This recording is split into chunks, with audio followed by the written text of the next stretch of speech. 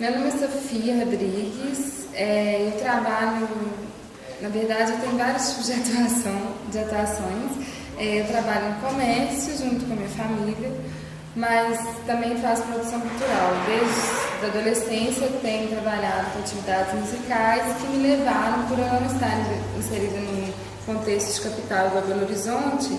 me levaram a sempre produzir as minhas próprias coisas, tanto artisticamente quanto ações. Depois eu consegui chegar no cenário musical de Belo Horizonte através de projetos musicais. Eu também faço graduação em Ciências Sociais e trabalhei por um tempo numa produtora cultural, o que me motivou de escolher o curso do Observatório para eu aprimorar as minhas habilidades em relação ao objeto de gestão e desenvolvimento cultural, que é uma área que a gente percorre durante o curso de Ciências Sociais, e também para ver minha proximidade de uma informação mais embasada em relação ao que é gerir e desenvolver um projeto cultural e ações na área cultural. As minhas motivações foram justamente essas, para eu ter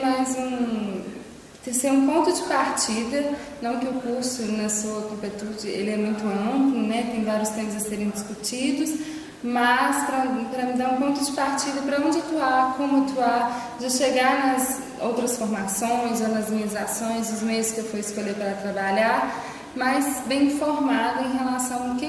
todo o processo que envolve você escolher trabalhar com a cultura, seja na sua política pública, no relacionamento com instituições, com ONGs, com os diversos ramos que envolvem e usam para si a questão de trabalhar e desenvolver a cultura. Um ponto importante foi justamente ver como coisas marcadas,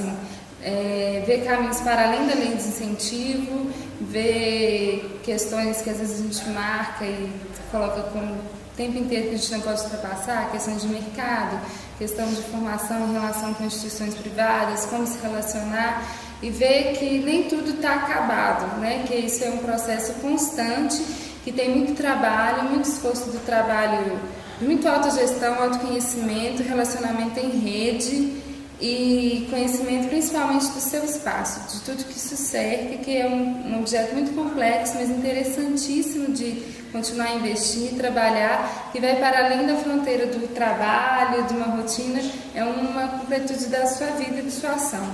E assim, você pode trabalhar com diversas coisas dentro da área, mas sempre... Principalmente o que me atraiu também, que eu achei legal, que foi trabalhado nas aulas, a questão da diversidade.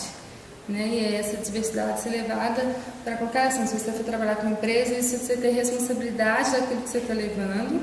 e consistência. Eu acho que é o que o curso me ofereceu, por esse caminho que eu quero seguir.